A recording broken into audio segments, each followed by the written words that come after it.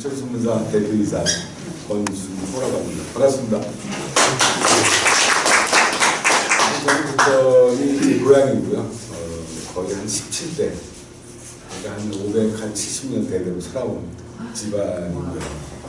저는 사실 부천 역사를 연구하는 어떤 과를 전공한 것도 아니고, 저는 사실 토목과 출신입니다.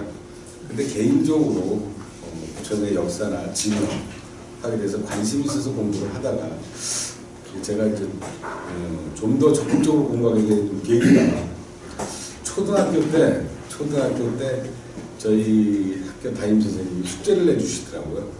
동네 지명에 대해서 연구. 초등학교 1학년 때 저희 아버님이 창경궁에 옛날에 동물원이 있었습니다. 동물원은 당시에 어렸을 때 그 구경을 갔던 적이 있었는데, 그때 낙타라는 동물이 있었는데요. 그 낙타 옆에 옆 우리에 약대라는 동물이 있었습니다. 근데 보통 여러분들 아시겠지만 낙타라는 것이 봉이 두 개잖아요. 봉이 하나인 것을 약대라고 그래요. 근데 제가 어느 그 교회에서 교리를 하는데 친구 따라서 한번 교리를 받으러 들어갔던 적이 있었는데, 그 신약성서에 약대라는 동물이 나옵니다. 그래서 약대라는 동물을 우리 동네하고 이제 연루를 해서 생각을 했었는데, 숙제는 해야 되겠고, 그래서 제가 그때 시나리오를 써갖고 숙제를 냈던 기억이 납니다. 그 내용을 지금도 기억을 하는데, 옛날에 그 어느 그 중동의 왕이 우리나라의 왕한테 귀한 동물을 선물로 주었는데 그것이 약대라는 동물이었다. 근데 낙타는 봉이 두 개고 약대는 하나였던 동물이었는데 약 30여 마리를 왕한테 선물로 줬는데 그걸 키울 곳이 없어서 본디 이 지역이 약초도 많이 나고 좀 따뜻한 지역이라서 그 동물을 귀히 여겨서 키우기 시작했는데, 수천만 년 만에 수백 년 만에 있을 한파가 몰아치기 시작하는데, 이 본디 낙타라는 동물을 따뜻한 마을 지역에 살던 지역이라 이 약대라는 동물을 쓰려고 울타리를 만들어서 불을 펴서 따뜻하게 해줬음에도 불구하고 너무 추워서 결국엔 봉사해서 죽게 됐다.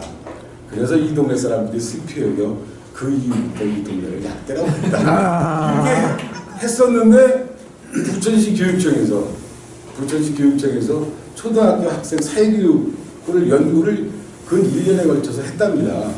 이게 저보고 그날 시연 발표를 하니까 시연도 감사를 좀 해줬으면 좋겠다 해서 그날 갔는데 그 내용이 거기 나오는 거예요. 똑같은 내용이 제가 소름이 끼쳤어요. 저거는 내 초등학교 4학년 때 내 숙제 과제물이었다. 근데 이게 어떻게 나왔냐 그랬더니 약대 초등학교 선생이 일어나더니 자료가 있어서 그걸 이해했어요. 야.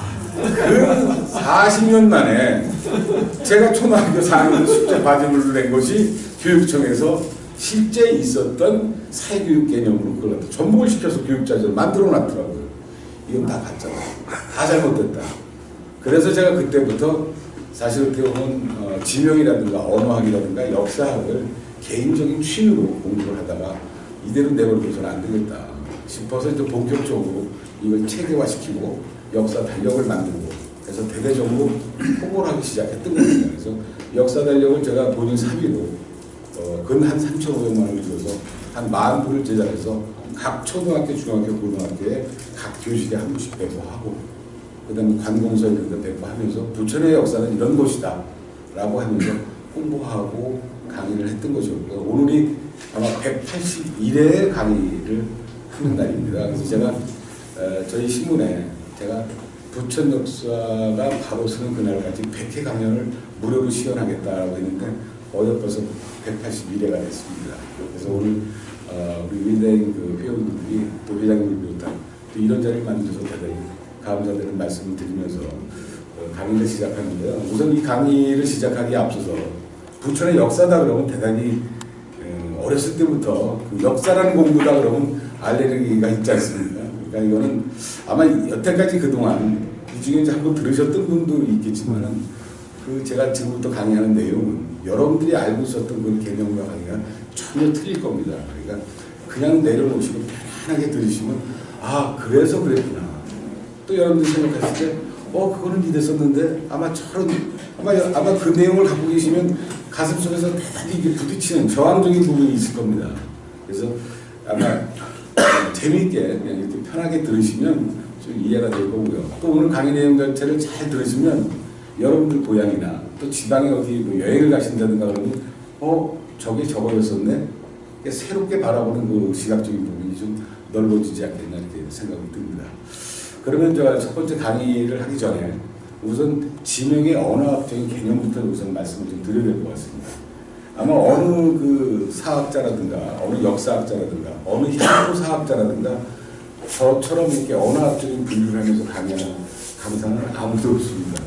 제가 어떻게 보면 우리나라에서는 대단히 돋보이는 존재입니다. 왜 그러냐면 부천의 역사는 이랬다라고 얘기하지 왜 이랬느냐라는 얘기를 얘기하는 사람은 아무도 없습니다.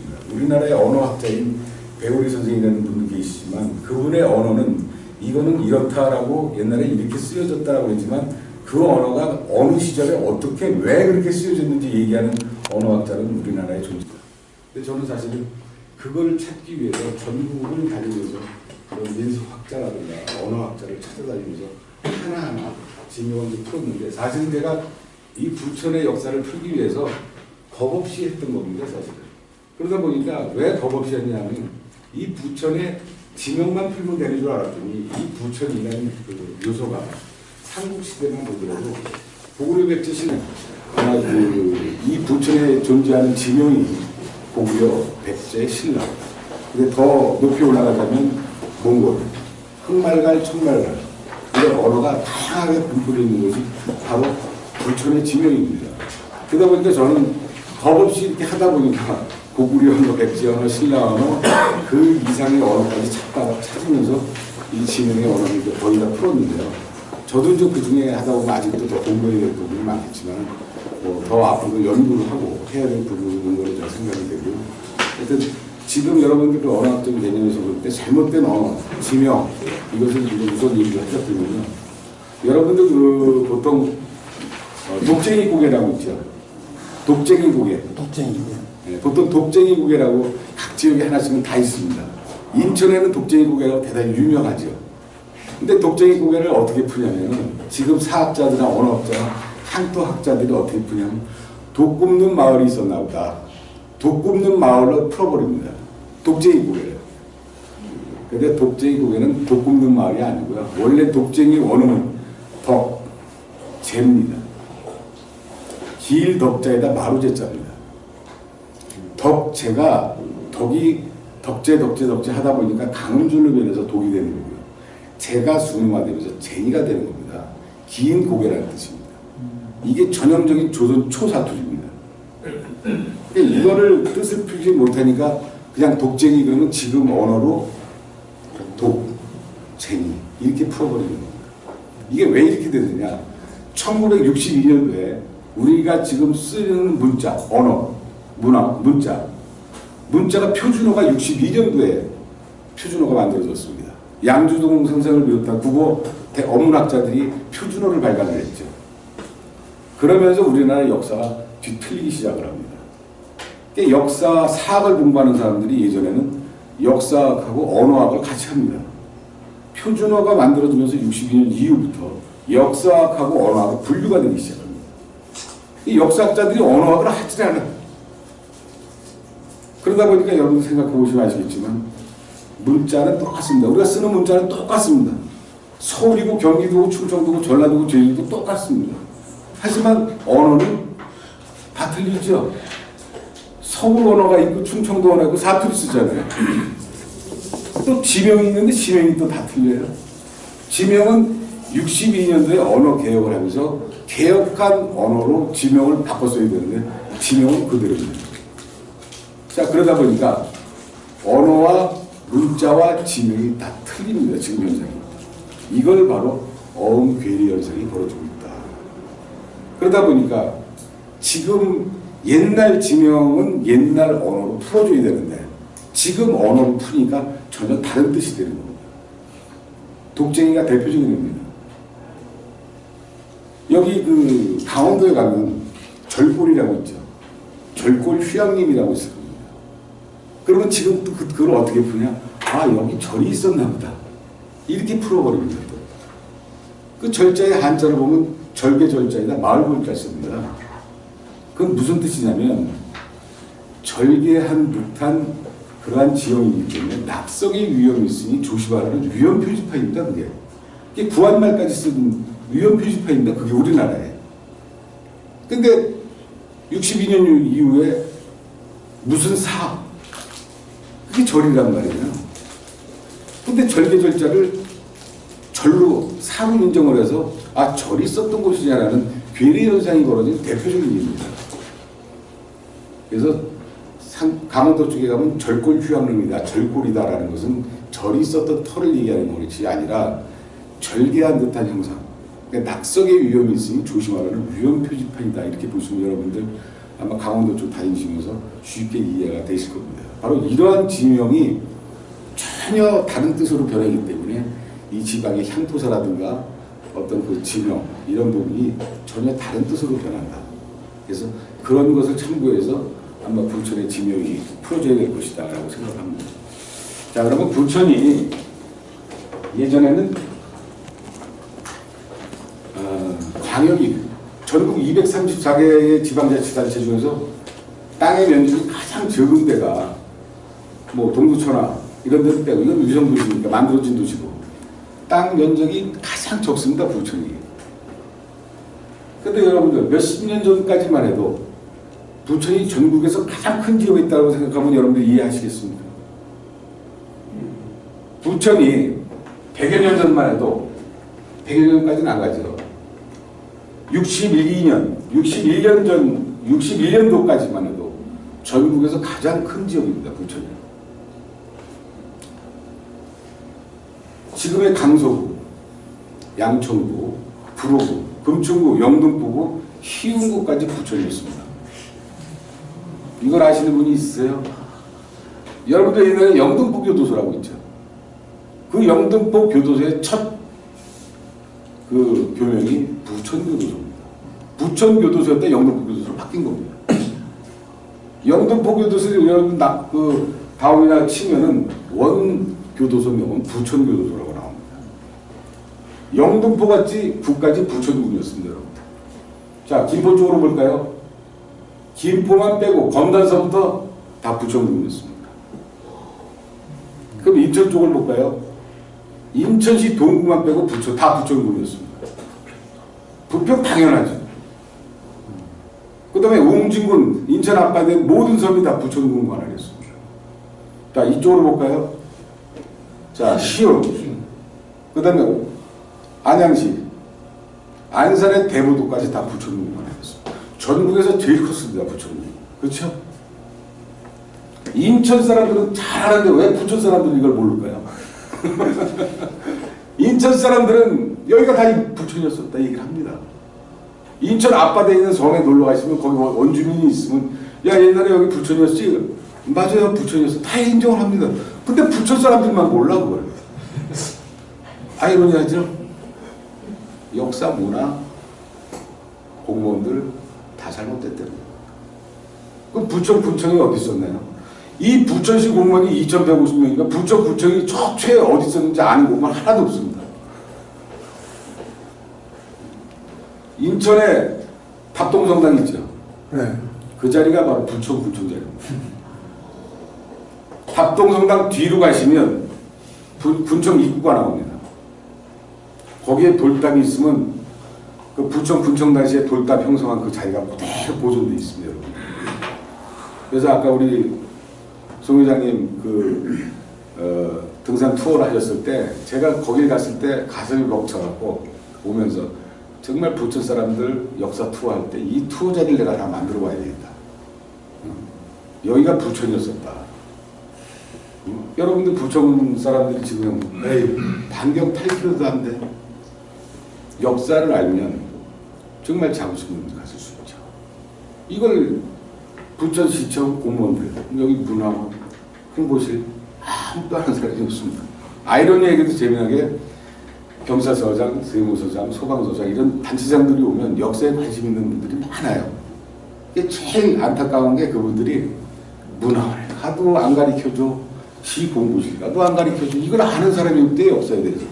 그게 최종적으로 저한테 와요. 그래서 역사 강의를 해주고 뭐 해주면 그리고 지금 오정대로에 봉오대로라고 있죠. 봉오대로. 많은 단체장들이 봉오대로고 왜 봉오대로인지 아는 사람 아무도 없습니다. 이런 겁니다. 바로 부천에 살면서 이게 왜 부천이 부천인지 아는 사람이 없더라는 거죠. 거긴 서울 사는 사람이 0.02%도 서울이 왜 서울인지 아는 사람 아무도 없습니다. 이거를 저 말씀을 드리고자 하는 겁니다. 그래서 주의 깊게 들으시면 아마 부천에 대해서 많은 이해가 되지 않겠나 이렇게 생각하고요. 부천은 여러분들이 생각하는 것 이상하고 대단히 역사와 뿌리가 깊은 지역이고요. 아마 이 역사 강의를 다 들으시면 아 내가 부천에 살고 있다는 거에 대해 대단한 자부심을 그다음에 정중심 가질 수 있다고 저는 생각합니다. 자 지금부터 시작하겠습니다. 가장 부천이 중요한 게 바로 이 불포입니다. 여러분들 지금 여러분들 중동상동이요. 중동상동까지 바닷물이 들어왔습니다. 여러분 지형을 내려보시면 안 됩니다. 제가 사실 월요일날 미얀마를 갔다 왔어요. 일주일 동안. 미얀마 전체에 항시 공사 중인데 현장을 가보니까 다 뻘이 나옵니다. 여기 마찬가지입니다. 약 3억만 전에서 4억만 년 전에 제4빙하기 그러니까 남극과 북극이 다시 한번 얼은 사건이 터집니다. 남극과 북극에서 빙하기가 다시 오면서 이 바다 수면이 얼기 시작합니다. 바다 수면이 얼다 보니까 이 바다 해수면의 높이가 어떻게 되죠? 내려가죠. 내려가면서 바다 수면이 얼으면서 이 해수면이 자연적으로 물이 빠지면서 하나의 형성된 지역입니다. 약 1500년도의 지역입니다. 바닷물이 어떻게 들어왔냐면 자 이게 한강입니다. 이게 강하고요. 바닷물이 이렇게 해서 한강으로 해서 강화로 해서 김포로 해서 이렇게 해서 8단까지 들어갔습니다. 원래는. 자 강서구요. 여기 김포 고촌 사이로 바닷물이 들어와서 밀물 썰물 하듯이 이렇게 들어왔다 나왔다는 지역입니다. 이 부천입니다. 그래서 부천을 예전에는 불포라고 했습니다. 굽을 불자에다 포구포 썼습니다. 이 불포라 쓰는 지명이 전라남도 진도에 불포가 있고 함경북도 운기에 불포가 있고 바로 충청도 서산에 불포가 있고 바로 부천이 불포라고 합니다. 이 불포의 지형이 가장 큰 곳이 바로 부천입니다. 전라남도 진도를 가면은 그대로 방향하고 똑같이 불포가 있습니다. 그래서 전라남도 진도에 가서 불포의 지형을 따서 스케치를 해갖고 제가 약 한 20여 년 동안 이걸 돌아다니면서 뻘이 어디까지 나왔나 집을 짓 때 그 유형을 찾아서 만든 그림입니다. 이게. 그냥 그린 게 아닙니다. 한 20년 걸린 겁니다. 이 그림을. 보통 아마 열정 아니었으면 이 그림이 나올 수가 없습니다. 사실. 근데 그렇게 만들어 보니까 만들어 놓고 가서 전라남도 진도를 가보니까 거의 비슷한 형상이더라고요. 함경북도는 제가 이 부위가 못 가봤고요. 하여튼 이런 그 구불글자의 포구포의 형상이다. 이게 약 1500년도의 지역입니다. 고백제 신라때. 자,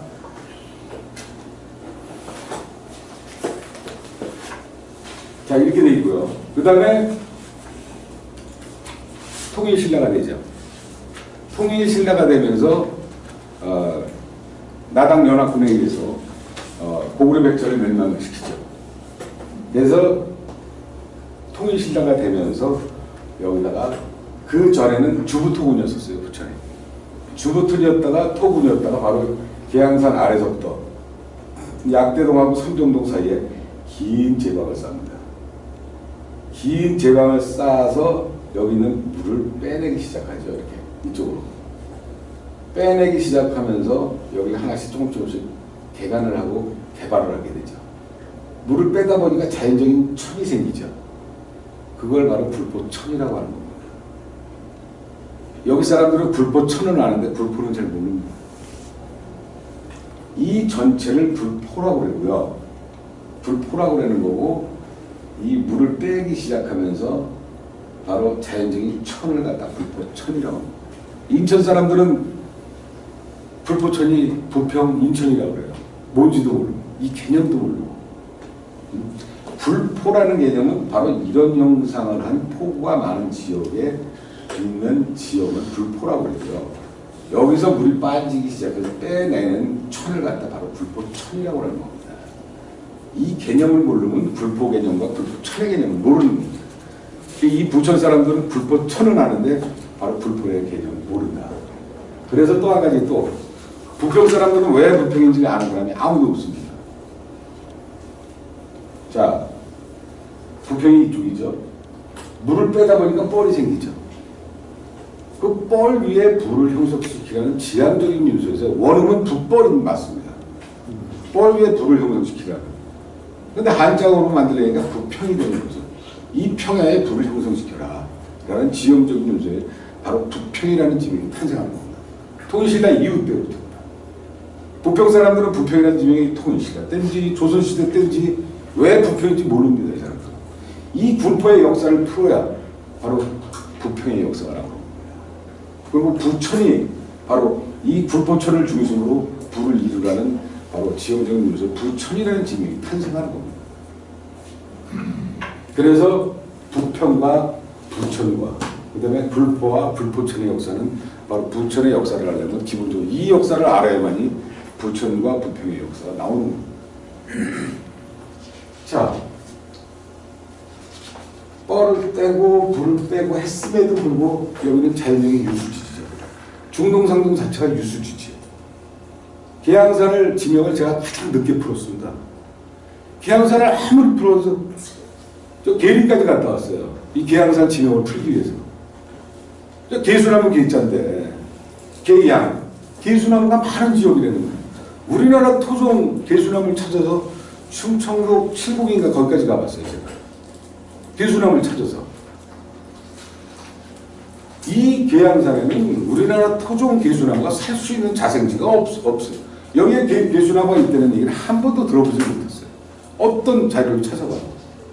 그럼 계수나무는 아닌데 도대체 뭐냐. 이 계리까지도 가봤어요. 계수나무 종류가 5가지가 있더라고요. 온대성에서 자라난 나무예요. 우리나라에서 도저히 자생할 수 없는 계수나무더라고요.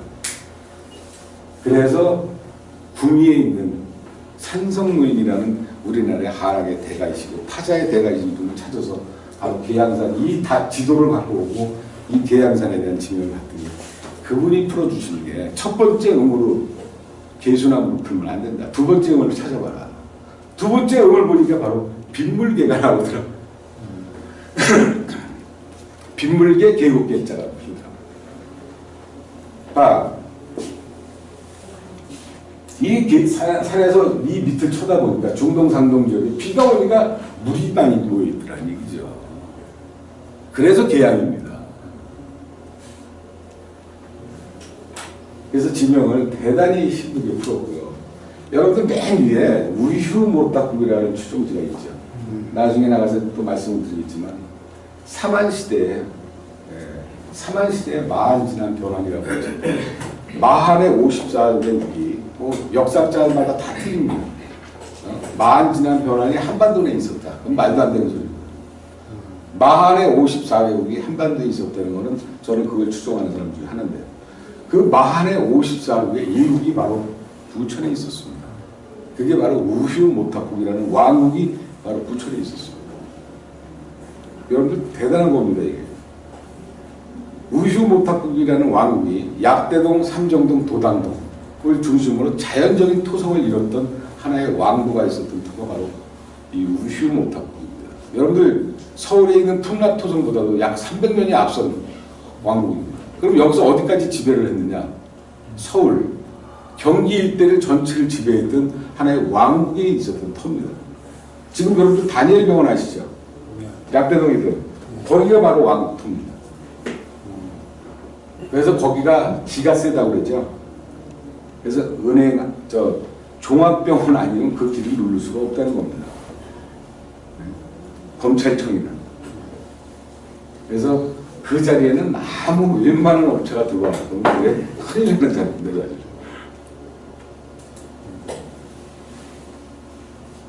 부천의 가장 중요한 그 지명이고요.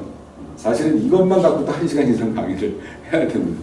제가 강의하는 오늘 시간은 8시간짜리를 지금 1시간으로 압축해서 강의를 해드리는 겁니다. 중요한 것만 레드 뽑아드릴게요. 그래서 바닷물이 이렇게 들어왔고 통일신라 때 제방 싸서 불법 천연을 해서 물을 빼내서 개간하기 시작했다. 그러다가 1910년도 한일합방 정식으로 유치되고 일제시대 때 1920년도 초반에 각 지역 농지개량 조합을 만들어서 본격적으로 쌀 생산 적극 추진 사업을 벌이죠. 그래서 여기 농로를 만들기 시작을 하죠. 여기뿐만 아니라 한국 전체를 갖다가 개간 사업을 해서 쌀 미국 증대 사업을 추진을 하죠. 그래서 그 강화서부터 시작을 해서 이 서해 쪽 일대를 개발을 합니다. 동해 쪽은 이하수치 개발이 너무 깊으니까 개발이 안 되고 서해 쪽을 강화서부터 부안까지 개간 산업을 하죠. 그때부터 사실은 강화, 성모도서부터 성모도가 여러분 새마을운동 때도 개간 사업한 거 아닙니까? 일제시대부터 하는 겁니다. 그 다음에 인천 제방을 쌓기 시작했죠. 여러분들 지금 부천에서 저 하인천까지 가다 보면 한 30년, 40년 전까지는 좌측은 뻘이었습니다. 뻘이었던 지역이 많이 있습니다. 옛날 역사적으로 보면 좌측은 다 뻘입니다. 바닷물이 들어왔습니다. 제물법에 제물법 거기까지 바닷물이 들어왔습니다. 일본 사람들이 20년대부터 본격적으로 개간 산업을 해서 제방을 싸서 막고 개간을 했기 때문에 그 농로로 개간을 했기 때문에 지금이 인천의 면적이 커졌죠. 지금 여러분들 인천 면적의 56%가 바다라고 했던 여러분들 이해가 됩니다. 인천 면적이 지금 송도를 빼고요. 지금 개발한 송도 빼고 인천 면적이 56%가 바다였습니다. 그걸 개간 사업하고 인천입니다. 그때 부천에서 봤을 때는 인천은 아무것도 없었습니다. 사실은. 그렇잖아요. 56%가 바다였었는데 무슨 인천이 뭐가 있었어요? 산 몇 개 없었어요. 문학산이고 계양산이 이거밖에 없었어요.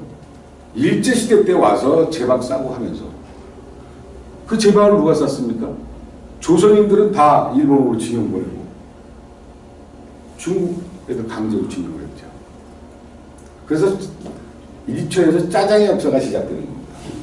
우리는 짜장의 역사지만 중국 사람들의 입장에서 눈물의 짜장의 역사가 인천에서부터 시작이 되는 겁니다. 그 짜장의 역사 얘기해도 한 30분 걸리겠습니다. 여러분 짜장 인천부터 시작된 겁니다. 바로 개간 산업하면서 바로 일본인들이 강제로 중국 애들 수십만 명을 강제로 징용을 해서 그 개간 산업을 시킨 겁니다. 인천. 그래서 죽도록 고생만 하고 죽도록 정말 일만 하고 먹을 데 없으니까 뭐 식당을 해서 배식을 했겠습니까? 뭐랬어요? 춘장을 갖고 와서 지들이 국수 만들어 먹고 밥 먹고 한 게 그게 우리의 짜장인데 지금 먹는. 그래서 이 중국 사람들이 짜장 얘기를 하면 눈물로 얘기하는 그 면의 역사를 얘기한다. 지금은 우리 젊은 친구들이 참 맛있는 짜장, 없어서는 안 된 짜장이라고 하지만 중국 사람들한테는 눈물의 짜장의 역사라고 합니다. 그래서 짜장이 바로 그 개간산업부터 시작이 됐다. 이렇게 역사하고 대단히 연관이 있습니다. 그리고 지금 부천에 신상리라고 하죠. 이쪽 때에서 마을이 신상리라는 마을이 있었어요. 지금의 상동이죠. 마을이 하나 조그만 마을이 있었어요. 그 다음에 약대 중동에 농장마을이라고 있었어요. 그쪽 사람들은 솔직한 얘기로 여기 계시는지 모르겠지만 부천 원주민이다 라고 얘기를 합니다. 근데 사실은 1920년대 때에 일본 사람들이 서해안을 개간산업하면서 제방을 쌓다 보니까 조그만 어촌마을은 없어지죠. 그 어촌마을 사람들을 이주시키죠. 이쪽으로. 그래서 거기 사는 사람들은 옛날에 서천 그 아래쪽에 포구, 어촌계에 있던 사람들 강제로 이주시킨 그쪽 사람들이다라고 얘기하면 되고, 안산에는 저 부안, 적벽강 개간을 하다 보니까 어촌마을이 또 없어져. 그쪽 사람들은 또 강제로 안산으로 이주시킵니다. 그래서 안산에 가면 부안 사람들이 많은 겁니다. 호남 사람들이 많은 이유가 바로 부안 사람들이 거기 와서 정착하면서 연계가 되기 시작합니다. 그래서 그 역사 뿌리를 알면 왜 그 사람들이 그쪽에 많은가라는 것을 흐름을 이룰 수가 있는 거죠. 그래서 안산도 대단히 그 개간 산업에서 대단히 넓어진 나치입니다. 그래서 부천도 바로 이러한 불포 역사 속에서 탄생한 지역이고요. 그러다가 자 노태우 대통령이 500만 호 수도권 건설 공약으로 중동 신도시가 됩니다. 우리 20여 년 전에 부천시하고 통해공 주택공사하고 협약해서 가장 유명한 언어 지역 바로 이 불포 중동 상동까지 이렇게 바닷물이 들어왔다. 이것만 아셔도 또 이 천을 중심으로 부를 형성시키라는 지향적인 요소에서 바로 부천이라는 지명이 여기서부터 탄생이 됐다라는 것만 아셔도 오늘 아마 강의들 중에 가장 포인트를 들으시는 걸로 생각하시면 될 것 같습니다. 자, 부천의 실크로드라고 하고요. 부천 사람들이 과연 어떻게 살아왔을까? 지금은 뭐 웨딩홀도 있지, 뭐 식당도 많지, 얼마나 뭐 우리나라가 우리 아까도 회장님 말씀하셨지만 식사 도중에 50년, 60년 만에 어마어마한 변화를 했지 않습니까? 그럼 변화 이전에는 어떻게 살았느냐? 그 파주에 그 백년사 기념관이라는 데가 있습니다. 100년 전에 우리가 쓰던 그 풍로라든가 이런 게 다 있습니다. 우리 아이들 데리고 와서 풍로 옛날에 아빠도 이거 돌렸다 그랬더니 에이 장난 놀지 마 아빠 이걸 어떻게 돌렸어? 말로 옛날에 불 때던 시절에 우리 애들이 이해합니까? 전혀 이해 못합니다. 그만큼 대단히 대한민국의 이 발전 성향이 되는 것은 기하학적으로 상상치도 정말 눈뜨기로 나니까 변하는 이런 형상으로 대단히 변했다. 우리 그 전에 이 사람들은 어떻게 살았을까? 1600년도에는 16세기 5.1장 문화가 본격화됐습니다. 이 장문화를 중심으로 생활이 형성이 되는 거죠.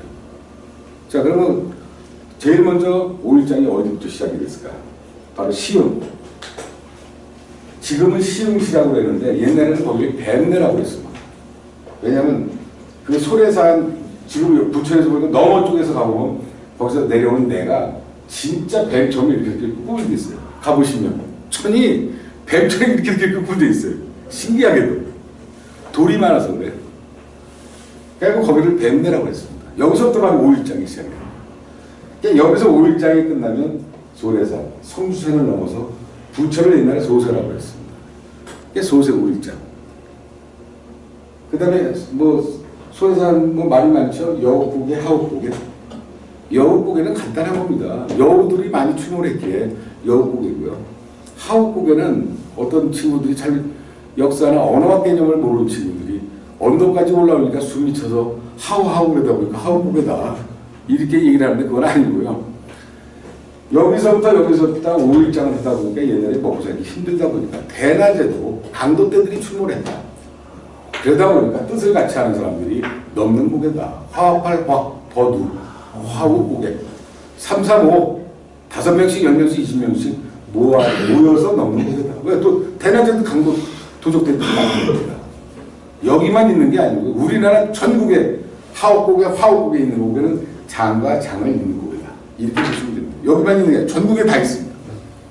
이걸 저는 전국을 한 3번 투어를 했어요. 이 지명학을 하기 위해서. 근데 5.1장과 5.1장을 잇는 산길은 거의 다 화우고개입니다. 근데 지명이 각 지역별로 발음이 틀리다 보니까 뭐 하우고개다, 허우고개다 뭐 이러는데 화합할 버구 이 고개 맞습니다. 화우고개가 맞습니다. 그래서 화우고개다.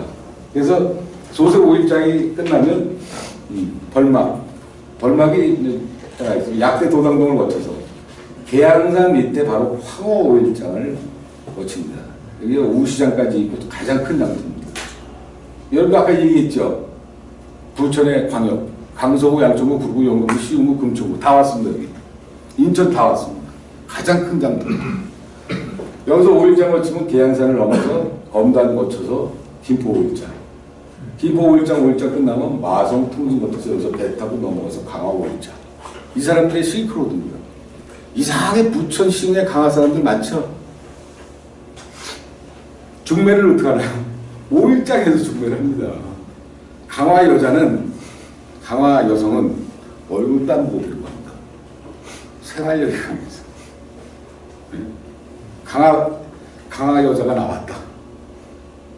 우리 저 서로 싸움이 붙죠. 옛날 분들 말씀 들어보면 생활력이 강하니까. 왜? 강화에는 옛날 분들 말씀드리면 소가 없었대요. 그 남자들이 옛날 뱃일에다 많이 죽고 또 이제 위아도 휘고 나고 막 그러다 보니까 남자들이 별로 없었어요. 여자들이 살아야 돼요. 딸들이 이거 쟁이 끌고 엄마가 이거 하고 해서 밥 달고 그랬다. 그러니 그렇게 밥 쟁이 끌던 처녀가 얼마큼 생활 인력이 강하겠습니까? 응? 강하 며느리 하나 오르면 그 집안이 흥한다고 할 정도로 5일장에 강하 아가씨 하나 나왔다 그러면 서로 경쟁이 붙을 정도로. 그래서 이 바로 5일장 문화는 우리의 생활이었었다. 누구 돌아가셔도 5일장을 통해서 연결을 하고 다 모든 전달이라든가 이런 그때 뭐 전화가 있었겠습니까? 우편물이 있겠습니까?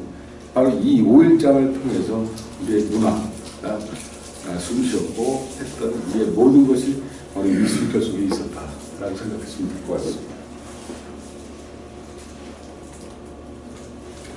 할미산은 여러분들 그 조사동에 현대운동 개발되면서 할미산이 있었는데 없어졌어요. 그래서 누군가는 이걸 남겨야 되겠길래 제가 이거 하나 남겼습니다. 여러분들 그 전국을 다니다 보면 할미산, 할미고개 많이 들어보죠? 근데 그걸 표명할 때, 야, 이렇게 꼬부라졌으니까 할미산 아니냐? 할미처럼 허리가 부러졌으니까. 아니, 고개가 다 꼬부라졌지. 그럼 바닥 쓴 고개가 어디 있어요? 아마 여기 계신 분들은 그런 옛날 어른들 여기 연세도 있으시니까 아마 들으셨을 거예요. 저 때까지 그런 얘기 들었을 거예요. 옛날에 어머니, 할머니, 할아버지들이 옛날에 창문이 문풍지였었잖아요. 바람이 덜컹덜컹 불으면 옛날에 노인네들 뭐라고 그러셨나요? 영동 할멈이 시샘 부린다고 그랬어요. 뭐 바람이 많이 부네 이럴 줄 않으셨어요. 야, 영동 할멈이 시샘 부리나 보다. 이러셨어요, 옛날에. 영동과 할멈이라는 거는 바로 바람을 뜻하는 지칭어입니다. 그래서 2월달에 영동축제를 하잖아요, 우리나라는. 세계적으로 다녀오면 재미난 문화가 있습니다. 우리나라는 사실 2월달에 영동축제를 합니다. 농사가 가장 기본적인 나라이기 때문에 바람이 잘 불어줘야 농사가 잘 된다고 그래서 2월달에 바람이 신한데 올해도 바람 잘 불어달라고 축제 행사를 하고 세는 보는 게 바로 영동축제입니다. 그리고 전설적인 어원 중에서 영동과 할멈이라는 것은 똑같습니다. 바람을 뜻합니다. 여러분 지리산에 노고단에 가면 바람이 없는 날이 없죠. 늘 바람이 있죠. 노고단에 올라가면. 고자가 바로 할미고자입니다. 지금 며느리고로 바뀌었죠. 계집녀에다 옛고자를 쓰죠. 그게 예전에는 한자 저전에 보면 할미고였습니다. 노고산. 네. 그 고자가 바로 할미고자입니다. 지금은 며느리고로 의미 바뀌었는데 할미자가 들어가는 거는 여러분들 앞으로 어느 지명을 가든 바람이 많은 지역, 바람을 뜻하는 거다. 아마 전국 어딜 가시더라도 할미고개네, 할미산이네, 바람을 뜻하는 곳이구나. 저기는 바람이 많구나. 가보시면 진짜 바람이 많습니다. 그래서 이 할미와 관련된 지명은 바람을 뜻하는 우리의 전설 어원이다. 이렇게 생각하시면 아마 그 지명과 뜻이 대단히 신기하게도 풀립니다. 그래서 안타깝게도 제가 이 현대운동 개발할 때 할미산만은 놔둬라. 저걸 공원화 시켜라. 도시계획을 그렇게 하면 되지 않냐. 주장을 했는데 그냥 무시해대고 그냥 다 없어져 버렸더라고요. 그래서 안타까워서 제가 우리 역사달력에 이거는 남겨놔야겠다. 그래야지 이게 남아있지. 어느 해도 자료가 없어지는데 있겠느냐 해서 저희 그 4.8 4월달에는 원래는 2월달에 집어넣어야 되는데 4월달에 할미고개, 할미산 이렇게 집어넣었어요. 부천이 복사골이라고 그러죠, 여러분. 복숭아. 근데 사실은 부천이 복숭아가 제일 많은 처음으로 여기 심은 지역이 아닙니다. 원래 복숭아는 인천의 답동성당 주변 일대가 복숭아 밭이었어요. 그러다가 그쪽 살다가 이 오카야마라는 애가 부천에 오면서 복숭아를 심기 시작한 겁니다. 원래는 답동성당 그 아래쪽 주위에 다 복숭아밭 일대였습니다. 처음엔 저도 부천인 줄 알고 주장했어요. 알고 봤더니 그쪽에 원래 복숭아. 그리고 답동성당 그 뒤쪽. 일본인들의 그 공동묘지였습니다. 거기가 다 일본 사람들 살던 하나요. 일본 사람들이 사는 곳에는 꼭 복숭아 나무가 있습니다. 왜 있을까요, 여러분들? 일본 사람들하고 있는 데는 왜 복숭아가 있을까요? 일본 사람들은 집을 짓거나 사업을 시작하거나 자식을 낳거나 기쁜 일이 있을 때는 복숭아를 심습니다. 왜? 그 복숭아, 모몬따로상이라는 그 복숭아 동자가 자기 사업, 자기 가족, 자기 자신을 지킨다는 하나의 수호신적인 신앙적인 요소입니다. 먹는 거는 두 번째고 우선 그 복숭아 자체가 자기를 지키고 건강을 지켜주고 사업을 더 잘되게 도와주고 하나의 수호신적인 신앙적인 요소가 바로 복숭아 동자입니다. 모몬따로상입니다. 근데 그 역사에 들어가면 좀 슬픈 역사가 또 있습니다. 우리가 꼭 알아야 될 역사가 1920년대 30년대 언어말살 총독부에서 정책주에 일하고 우리 옛날 할머니 할아버지한테 바로 모모따로상이라는 동요 동시를 강제로 세뇌시키면서 우리가 바두가 배우듯이 이 모모따로상으로 일본어를 가르친 겁니다. 이거 암기 안 하면 큰일 났답니다, 옛날에. 그러니까 옛날에 무조건 암기를 했어야 됐어요. 이걸 배워야 돼. 그래야 일본어를 이걸로 시작을 한 겁니다. 그 내용을 보면 아마 아실 거예요. 옛날 안악들이 시골에서 산골에서 빨래를 하는데 커다란 복숭아가 떠내려와서 안을 쪼개보니 어린 동자가 나오더라. 자녀가 없는 노부부가 귀 여겨 갖다 키우는데 한 살 한 살 커나가는데 신묘하게 이를 데가 없더라. 근데 이 모모따로상이 10세 되던 해에 나쁜 도깨비들이 일본 전역에 성행하였는 바 이 모모따로상이 나타나서 나쁜 도깨비들을 잡아서 복숭아 안에 집어넣고 단져서 멀리 던져버려요. 이게 동요 동심입니다. 아마 기억나실 거예요. 근데 그 안 속에 있는 또 역사가 또 있습니다. 이 오카야마라는 도시에 고구려 백제 신라 당시에 백제가 갑자기 강대진 적이 있어요. 그러니까 백제가 어느 정도 요 정도 규모밖에 안 되는데 갑자기 신라 고구려를 물리치고 이만하게 된 지역이 있어요. 그게 바로 중국 본토의 북부여가 바로 백제하고 통합하면서 그 백제가 대단히 세력이 강대를 그때 내려온 왕자가 바로 위르 왕자라고 있습니다. 그 위르 왕자가 우리나라에 와서 백제하고 통합을 하다 보니까 세력이 커졌는데 한 나라에 왕이 둘이 있을 수는 없잖아요. 그래서 백제의 본왕은 놔두고 그 위르 왕자가 바로 오카야마로 가게 돼요. 그 오카야마 가니까 오카야마 사람들이 얼마나 무섭겠어. 그 북부의 막강한 세력들이 그냥 일본 점령을 하다시피 오카야마에 들어오니까 일본 사람들이 불안한 거예요. 이 불안한 요소를 바로 이 동요, 동시를 달랬던 겁니다. 우리 복숭아가 동자가 나타나서 저놈들을 집어넣어서 닫아서 언젠가 저한테 던져버리겠지. 이런 마음에 바로 모모따로상을 상생의 모모따로상을 만들었다. 이건 일본 역사학자가 저한테 얘기한 겁니다. 너네 역사가 또 있다. 그래서 오카야마를 가면 이러한 그 지대가 있어갖고 외부에서 왕자님이 오셨다 하고 이런 행사를 한답니다. 그게 바로 위르 왕자라. 난 몰랐어 그게. 가보니까 그게 위르 왕자야. 북부의 우리 백제의 왕. 그분이 오셨다 하면서 축제 행사를 일본 애들이 그 행사를 해주는 거야. 근데 걔들은 그 위르가 누구지 몰라 잊어먹어갖고. 그러니까 오카야마 가게 되면 위르 왕자가 왔다 하고 외부에서 큰 보통 가마가 아니에요. 어마어마하게 큰 가마에 사람 태워갖고 이걸 들고 들어와요.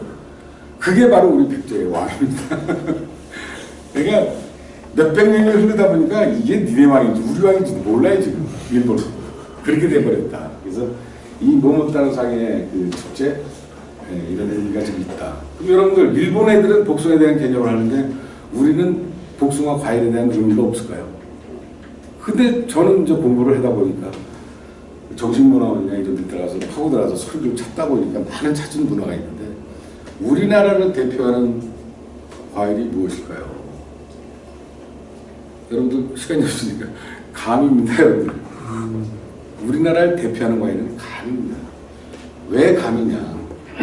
지금 여기 도심지 개발되니까 다 뽑히고 없어졌죠. 옛날에 집 안 밖에는 감 하나 이상씩은 다 있었습니다. 왜 감이 있었는지 아세요? 그 열매를 맺기 위해서 감을 심는 게 아니고, 여러분들 감을 한 번이라도 열리지 않는 나무의 밑둥을 자르면 속이 하얗습니다. 근데 감이 한 번 열린 나무를 가지나 밑둥을 자르면 속이 시커멓게 타 있습니다. 왜 타 있냐? 그 열매를 맺기 위해서 자기 양분을 태우면서 열매를 맺는 과일이 바로 감입니다. 우리 누구랑 닮았죠? 그 과일이 누구랑 닮았죠? 우리 부모님하고 닮았죠. 자식을 낳아서 그 애간장에 타면서도 그 모진 정성을 다해서 키우지 않습니까? 자식들을. 그 감은 바로 부모를 상징하는 겁니다. 열매를 맺으면서 자기 양분을 그 고통스럽게 자기 자신을 태우면서 열매를 맺는 과일이 전 세계에 딱 하나 감밖에 없다는 겁니다. 바로 부모님의 마음을 뜻하는 과일이다. 효를 뜻하는 나무라는 거죠. 그래서 단순하게 과일을 먹는 게 의미가 아니라 그 효를 뜻하는 바로 부모의 마음이 들어가 있는 나무가 바로 우리 감. 우리나라를 대표하는 정말 나무 과일이다 그러면 감이라는 나무입니다. 그래서 감을 집 안뜰에다 꼭 심었고 그걸 소중히 여겼던 게 우리 조상들이었던 거죠. 여러분들 패배 드려 보셨죠? 자녀들 출가를 시켰으니까 대추감 던지시죠. 왜 던지는지 아세요? 대추는 딸, 밤은 아들 이렇게 하고 던지시라고. 근데 그거 대추, 밤, 딸 아닙니다. 자, 밤을 던지는 이유는 밤꽃을 필 때 그 향기가 어머님의 모유 향기와 같다고 합니다. 그리고 밤꽃이 필 때 과일을 맺는 시기가 한 6, 7개월 걸리죠. 꽃이 펴서 과일을 맺는 시기가 한 6개월 걸리고 6, 7개월 걸립니다. 근데 밤이 억센 가시로 풀립니다. 어느 정도 익으면 저쪽으로 뜯어져가고 밤알이 저쪽으로 튀어나옵니다. 인간의 생성 과정과 밤의 생성이 같다고 합니다. 결국엔 밤은 뭐냐면 부모의 마음을 뜻하는 겁니다. 그래서 던질 때 대추와 절대 같이 던지는 거 아닙니다. 밤부터 던지는 겁니다. 부모의 뜻을 저버리지 말아라 하고 먼저 밤을 던지는 겁니다. 자, 대추를 던지는 거는 7월 복중에 꽃이 펴서 7월 말이나 8월 초에 과실이 맺습니다. 우리나라 과일 중에서 꽃이 펴서 과일이 가장 빨리 맺는 시기가 바로 대추입니다. 그리고 열릴 때 어떻게 열리죠? 그냥 다닥다닥 붙지 않습니까? 그럼 뭐를 뜻하죠? 다복을 뜻하는 겁니다. 꽃이 폈으니 이제 결혼했습니다. 다산, 다복해라 하면서 대추를 던지는 겁니다.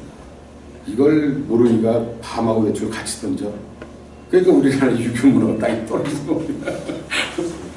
밤부터 던지는 겁니다. 앞으로 자녀분들 그 결혼시키거나 아니면 주입병이 있으면 꼭 좀 가르쳐 주세요.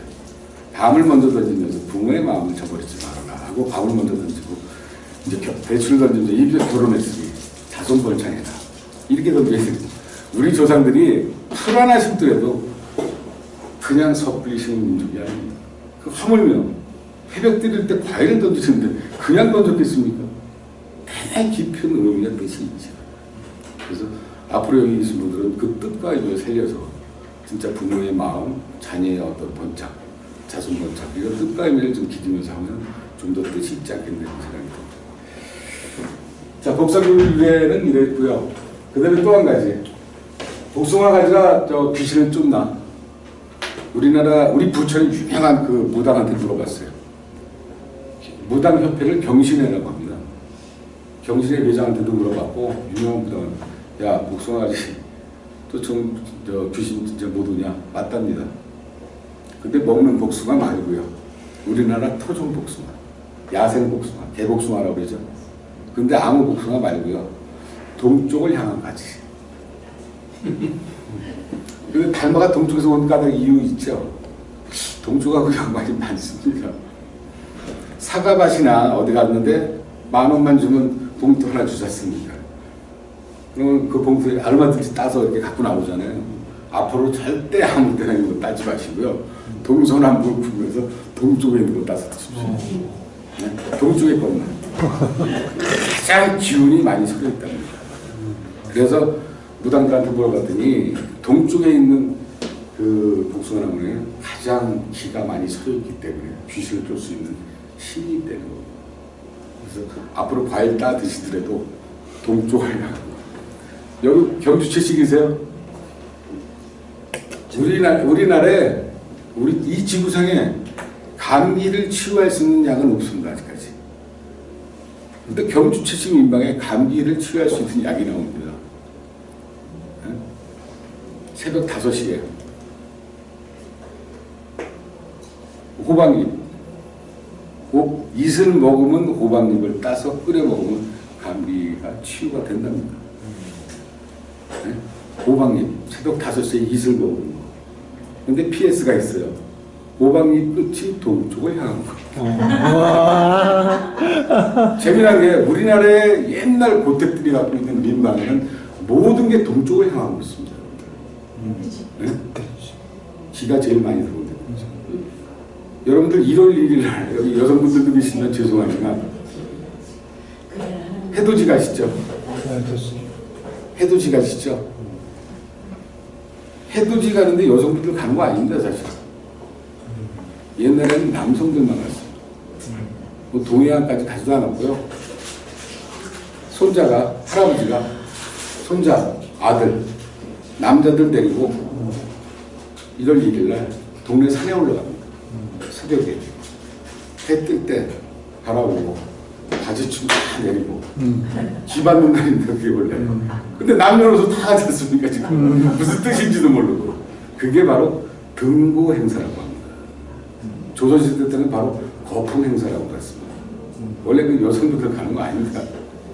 남성들만 가는 겁니다. 아니면 산에 올라가서 그 인근 산에 올라가서 해 뜰 때 바지춤 내리고 남자들 양기 받은 날입니다 그게. 근데 그것도 모르고 뭐 해돋이 보러 간다고 동해안이 막히도 막 그러셨습니다. 원래 그 역사와 풀이를 알면 그런 겁니다. 그래서 예전부터 몇천 년 전부터 이뤄놓은 우리 전통문화입니다. 복숭아 때문에 별걸 다 얘기해요. 약대 삼성노동이 바로 우시오 못하고 추적지였습니다. 근데 아이러니하게도 주변에 벽돌 공장에 들어와서 다 깎아먹어서 지금 형편화됐어요. 모브라라고 있습니다. 약대등 토박이들은 모브라를 압니다. 쪄먹는 호박, 단호박을 갖다 모브라라고 합니다. 우리가 지금 단호박이라고 언어를 쓴 지는 약 20년밖에 안 됩니다. 그 이전에는 그냥 쪄먹는 호박이라고 했어요. 모브라라고 고유명사를 갖고 있는 데는 바로 약대 토박이들만 이 모브라라는 언어를 씁니다.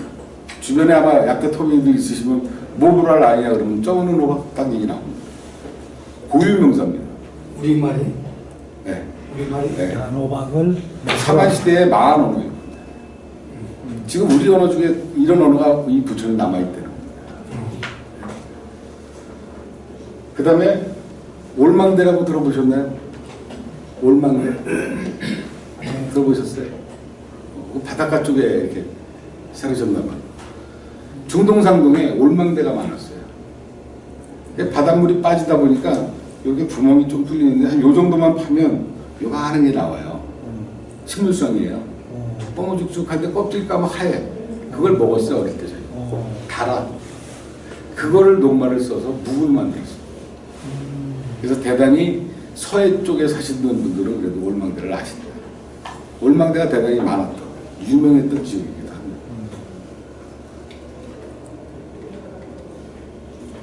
원정동, 영월동, 작동, 고강동. 원정동은 멀 원자에다 마루 종자 씁니다. 긴 고개라는 뜻이고요. 영월동은 나중에 말씀드릴 거고. 작동은 까치작자에 써서 작동. 예. 까치가 많아서 작동이 아닙니다. 나중에 제가 또 이 고강동은 오래된 마을이라는데 고강이라는 뜻은 여러분들 백제 언어로 뜻하고 장군 총이 있는 곳을 고강이라고 합니다. 오래된 마을이라서 고강이라는 뜻이 아니고요. 백제 언어로 해서 저기에는 그 장군총, 일반 사병이 아닌 장교들의 묘총, 무덤이 있는 곳을 뜻합니다. 근데 이제 그 고강동 사람들은 우리가 참 오래된 동네라서 여기가 고강동이다. 거기 사적이 있어서 그런 거 아니에요? 네? 거기 아주 고대 사적이 있잖아. 아 거기는 저기 선사유적지. 선사유적지. 선사유적지. 글쎄 그 고강동 아니고 거기가? 선사유적지하고 이거하고 좀 관련이 없습니다. 없어요? 네. 선사유적지라는 거는 아까 우리 그 아마 파서 이게 헤쳐보지 못해서 그렇지 의미가 있었겠지. 여러분들 여월동을 왜 여월동이 하면 같은 열자입니다. 원래는 원종동, 여월동, 보강동, 작동 이쪽 지역을 옛날에 검다래라고 합니다. 중세어로. 검이라는 뜻은 크고 작은 산골 마을이 많이 모이는, 다래라는 뜻은 중세어로 산골 마을입니다. 크고 작은 산골 마을이 많이 어울려 있는 것, 이걸 검다래라고 합니다. 그러니까 원종동, 여월동, 보강동, 작동이 다 검다래입니다. 일제시대 때는 여기는 흑양리라고 그랬죠. 흑양리라고 그랬습니다. 일제시대 때는. 여월동은 멀리 끝에 떨어져 있어. 나도 같은 산골 마을 속이다. 여월동만 뚝 떨어져 있어. 나도 같은 역자 써서 나도 산골 마을에 있는 그 마을이다. 이런 뜻입니다. 뭐 달가 같다, 뭐 반달가 같다, 이쁜 마을, 이거 다 나중에 만든 지명이고요. 아주 지명이 되는 것은 어려운 거는 진짜 어렵지만 아주 단순하게 풀어야 지명이 풀어지는 겁니다.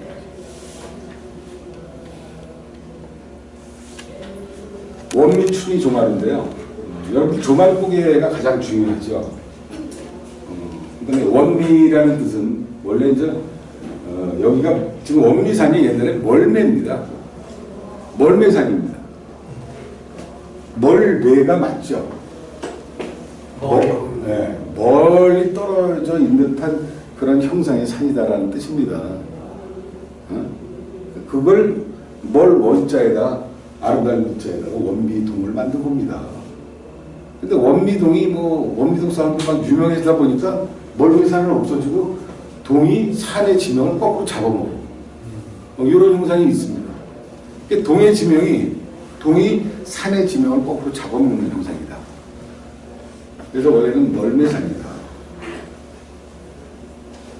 조마루는 여러분들 예전에 우리 그 부족국가 그 이전에 이동생활을 할 때는 수렵생활을 하면서 먹고 살았죠. 그러다 정착을 하게 됩니다. 정착을 한다는 얘기는 곡식을 재배하는 법을 알면서 정착을 하게 되는 거죠. 근데 제일 먼저 얻은 곡식이 여러분들 쌀이나 벼가 아닙니다.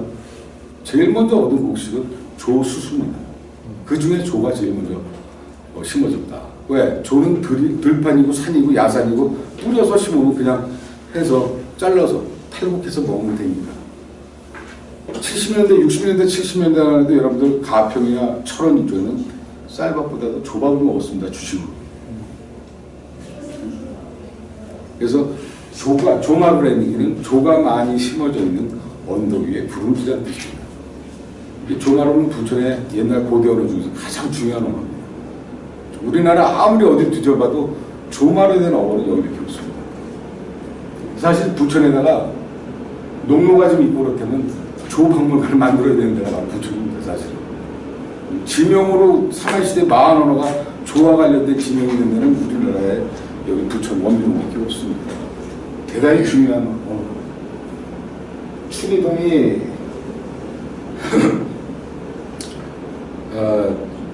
80년도 후반에 동아일보에 저희 선배님이 계셨는데 춘희동을 온도를 한번 재보자 그래서 같이 한번 쫓아다니면서 재본 적이 있어요. 지금 이맘때 부천 전 지역에 놓고 온도를 한번 재봤어요.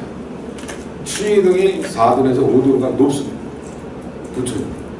여러분들 그 춘희 사거리의 좌측에 좀 더 와서 위쪽으로 도당동 쪽 하다 보면 좌측에 일본 애들이 거기다 연초심장을 크게 만들어놨어요.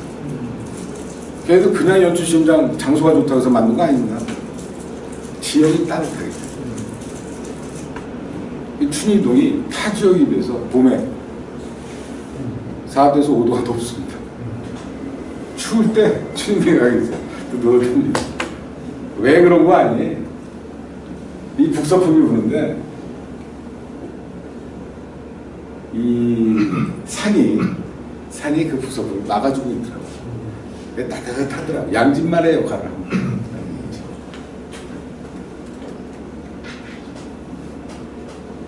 벌막인데요. 옛날에 불포가 있었죠. 이렇게 물을 빠다 보니까 뻘이 되죠. 뻘 위에 형성된 작은 마을을 벌막이라고 합니다. 이거 한자식 표기입니다. 그 다음에 대장동 쪽에 벌말이 있죠. 그건 고구려 언어식 표기입니다. 여러분들 우리 부천에 지명을 풀다 보면 고구려 언어, 백제 언어, 신라 언어가 있습니다. 그럼 언어학적으로 볼 때 한강을 잘라서 이북 지역을 고구려 언어권이라고 그래요. 그 다음에 충청도하고 전라도를 백제 언어권이라고 해요. 강원도하고 경상도를 신라 언어권이라고 해요. 그럼 대표적으로 고구려, 백제, 신라 언어는 어떠냐? 백제 언어는 고을, 고구려 언어는 골. 고구려 언어는 주로 단음절을 많이 썼어요. 마을을 말, 고을 골. 그게 고구려 언어 특징입니다. 백제 언어는 골을 고을, 말을 마을. 이게 백제 언어 특징입니다. 신라 언어는 또 더 재밌어요. 여러분들 울고 넘는 박달재를 아십니까? 노래 제목은 다 들어보셨죠? 그 박달재가 무슨 뜻인지 아세요? 박달나무가 망가냐?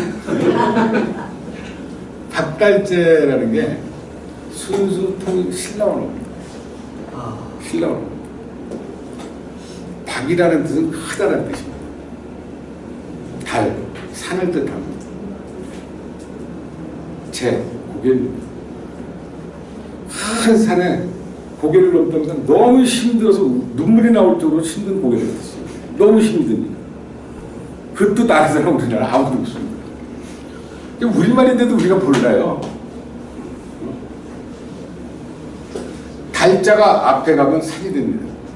달동네라고 그러죠. 그게 대표적인 신라 언어입니다.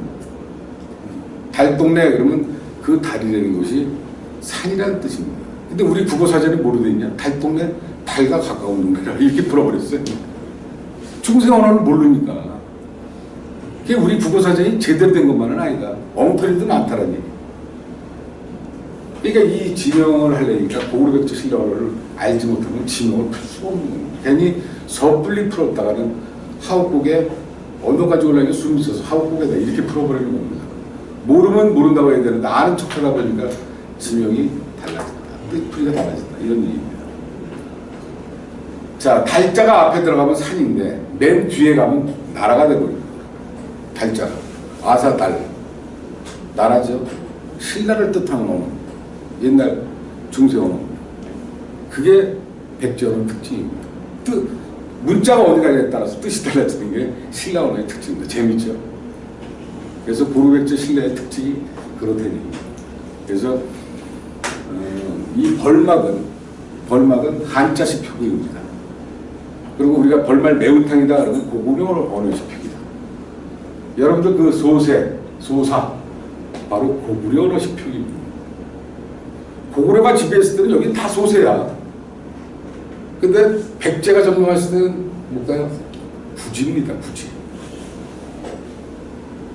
73년도에 부천시가 승격이 됐죠. 부천시 승격되기 이전에 송내동이 부지라고 했습니다. 부지 1, 2, 부지 2, 부지 7리까지 있었습니다. 그것이 부천시 승격되면서 송내동으로 바꾸고 송내 1동, 2동으로 바꾼 겁니다. 부지라는 말이 바로 백제 초기어입니다. 말 뜻까지 큰 마을이라는 뜻이에요. 소세도 큰 마을. 깊은 부지. 그러니까 여기 또 나올 거예요. 그 다음에 그것도 큰 마을인데 저 부지 마을인데도 저 깊이 들어가 있는 마을의 뜻이죠. 근데 백제 언어인데 백제가 점령했을 때는 부지, 고구려가 점령했을 때 소세. 뜻은 똑같습니다. 큰 마을이라는 뜻입니다. 근데 나중에 세월이 흐르고 가버리고 다 철수하고 통일시대가 되고 고려와 시대 되고 조선시대 되고 그래서 여기는 소세, 여기는 부지 이렇게 잘라진 겁니다. 사실은. 뜻과 음을 모르면 그걸 뜻만 갖고 음이 아무런 의미가 없죠. 뜻은 똑같아. 큰 말의 뜻은 똑같은데 고구려 때 부지, 백제 때 소세, 백제 때 부지 이런 뜻이에요. 벌막은 작은 마을. 이 벌막은 되게 유명했죠. 아마 여기 어르신들 기억나시는지 모르겠죠. 옛날 우리 어르신들이 농사 짓고 나서 10월 달에 쌀 한 20가마 팔아서 한 달 동안 여기서 놀시던 데가 벌막입니다. 아마 부천의 옛날 그 할머니들이 제일 싫어하는 곳이에요. 여기가. 할아버지들은 제일 좋아했던 곳. 하여튼 10월 달, 11월, 12월 달에 쌀 한 20가마 팔아갖고 여기 와서 한 달, 두 달 동안 부천이 아주 유명한 하나의 로타리였던 지역입니다. 맨날 옛날에 아버지 할아버지 찾으러 다니는데 왜 거기 있어요? 지금 현재 위치는 어디입니까? 원미구청 맞은편.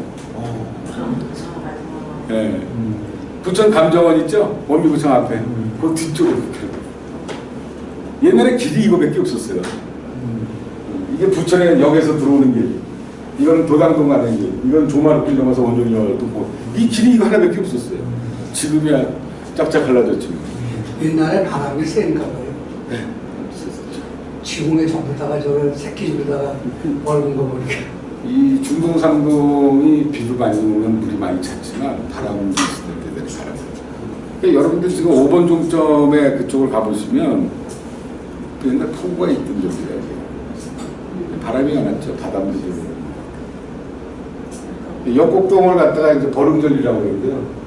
어느 부천의 그 향토 사업자가 뭐 임진왜란 때 왜군이 쳐들어와서 응애고 뭐 했기 때문에 버릉절이다라고 그러는데 이 버릉절이는 대표적인 부천에 남아있는 통일신라원입니다. 이걸 잠깐 풀어드리면 벌겋게 드러내놓은 아주 큰 넓은 거를 잘라서 만든 지역이라는 뜻이에요. 벌겋게 드러내놓은 지역을 절개해서 형성된 그런 지역. 이걸 버릉절이라고 합니다. 아주 언어에 맞게 이렇게 그림을 그렸죠. 이걸 버릉절이라고 합니다. 일명 사례이라고도 합니다. 근데 어떤 학자가 사례에다가 한자를 보면 선비사자에다 올레자를 쓰거든요. 아, 선비가 와서 산 동네다. 그래서 옛날에 박규식 그 의원의 집안에 박칠정이라는 뭐 선비가 와서 살아서 선비사 올레자가 우리나라에 그 사례라는 게 수백 개가 되는데 다 선비가 와서 살았나요? 옛날에는 97%가 살림이었었죠. 화전을 읽으면서 치기까지 화전을 읽어서 만든 지역을 사례라고 합니다. 그래서 충청도 대전, 유성 쪽에 한 40여 개가 사례라는 언어가 나옵니다. 그러니까 산골이 많은 지역에서 좀 도시화된 지역에서 화전을 읽어서 만든 지역을 사례이라고 하고 그 중에 이렇게 벌겋게 드러내놓은 지역을 잘라서 개간한 그런 마을을 버릉절이라고 이렇게 표현합니다. 재미난 언어인데 사실 우리 전국을 돌아다니는데 버릉절이는 딱 하나 의정부에서 하나 보고 딴 데서 못 봤어요. 의정부에 버릉절이가 있다. 자, 신곡동, 송내동. 여러분들 그 성주산에서 부천 북부역까지 천이 흐르고 있습니다. 지금. 옛날에 지명은 복삼회라고 됐고요. 신곡천. 원래는 직곡천이라고 됐고요. 이제 신곡천이라고 했는데 나중에. 지금 여러분들 여기서 복개해갖고 북부역에서 쭉 이 도로를 이렇게 타고 올라가죠. 그 밑에는 지금 천이 흐르고 있는 거예요. 그리고 여러분 여기 북부역 있죠. 북부역에서 다 그대로 내려오지 않습니다. 이 직곡천이 쭉 내려오다가 북부역을 관통을 해요. 관통하자마자 바로 좌회전해갖고 땡땡이 골목 쪽으로 갑니다. 땡땡이 골목 쪽으로 가서 땡땡이 골목을 우회전해서 다시 그 사거리 쪽으로 내려와서 다시 이렇게 들어갑니다. 관통돼 있지 않습니다. 그래서 북부역 앞에 그 광장 사거리에서 쭉 내려가면 옛날에는 복개를 안 했었어요. 82년도까지 복개를 안 했어요. 그때 술집이 북부역 앞에 다 있었거든요. 그때 아마 술 좀 드시는 분 중에 거기 안 빠진 사람이 있었어요. 그러다가 옛날에 부천시청 도로과장이 제대로 빠져갖고 발이 부러졌죠. 그래갖고 그 다음에 도축회 가고 복귀한 겁니다. 그래갖고 좀 복귀청이 되고, 그 다음에 지금 신국불포청이라고 다 오픈해갖고 지금 열었죠. 글로 연결돼서 이제 그게 청이 중동상으로 빠졌던 거죠. 그래서 하나의 성주산에서 또 내려오는 하나의 본류가 바로 여기 직포천, 복삼에서부터 시작이 됐다. 이렇게 보시면 신곡이라고 하는 얘기 보니까 상당히 깊었던 모양이에요. 그래서 옛날 지명을 깊은 구지라고 했어요. 깊은 구지를 한자로 표현하면 신곡이 됩니다.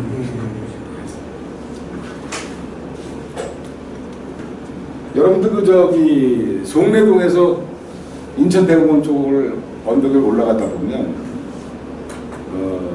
문해미길이라고 돼 있어요. 우측에 이렇게 좌측에 보시면 그 송내동 인천대공원 넘어가다 보면 그 도로가 문해미길이라고 돼 있습니다.